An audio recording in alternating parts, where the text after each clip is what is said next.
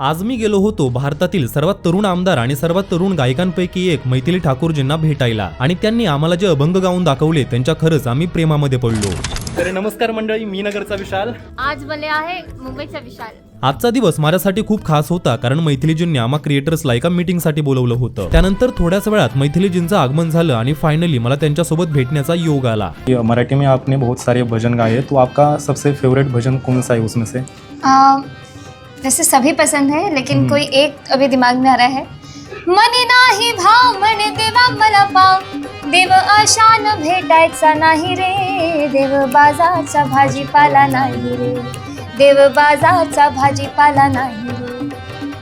खूपच सुंदर, धन्यवाद।